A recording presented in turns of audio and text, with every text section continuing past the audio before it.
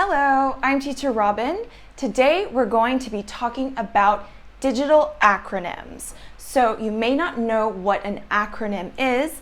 This is actually a word that is made up of the first letter of other words. So this is a way to shorten what we are writing. So these are most often used in written English, especially text messages, informal written English when you send a message to a friend or a quick email.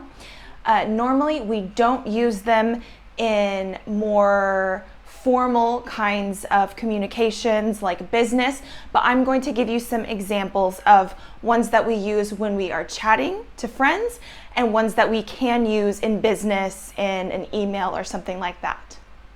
So let's start with some informal ones, okay? When we're chatting with our friends, we can use acronyms like LOL, which means laughing out loud. So if your friend or someone says something funny, you can say LOL or LOL, and that means that you are laughing at what they're saying.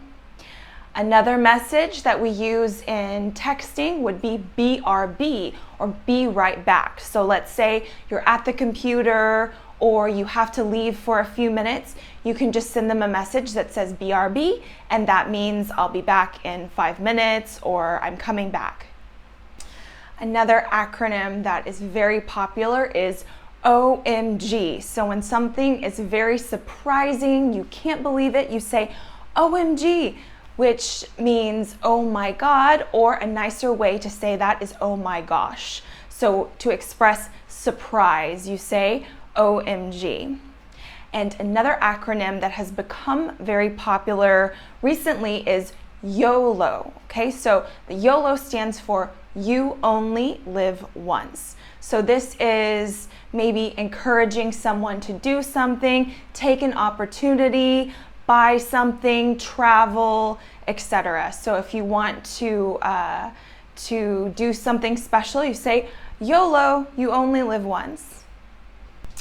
Some other acronyms that are a little bit more formal that we can use are IMO, which is in my opinion, TBH, to be honest, and BTW, by the way. So if you want to remind someone of something or you forgot to say something, you can say BTW, by the way, I'm having a party tomorrow night.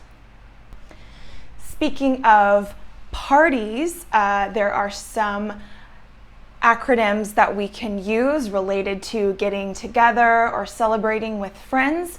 One, if you're having a party at your house, for example, you might use the acronym BYOB, which means bring your own beverage, or sometimes the B stands for beer, but really it could be any kind of beverage. So if you're having a party at your house and you don't want to buy all of the drinks, you can say to people, hey, I'm having a party, BYOB, so bring your own beverage.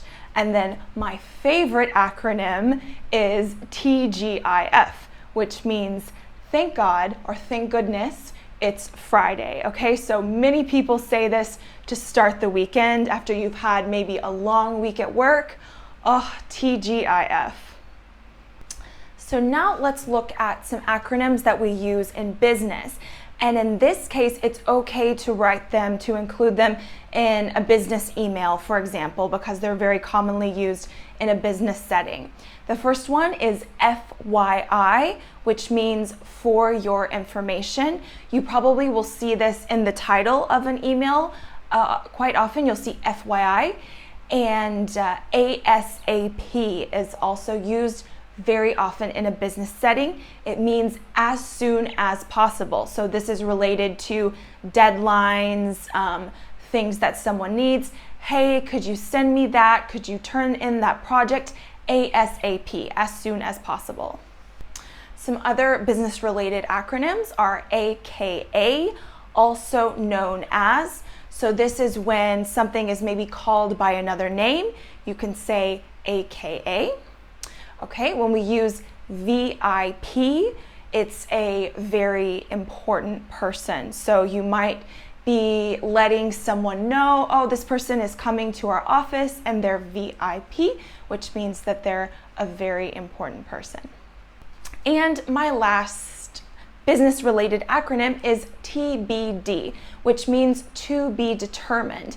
So this is often used when you are scheduling something and you don't know the date, or you don't have all the information about something. You write this TBD, to be determined, and that lets people know that you still haven't decided about it yet, whether that's a date, other information regarding a project or something like that. TBD. This is an important one.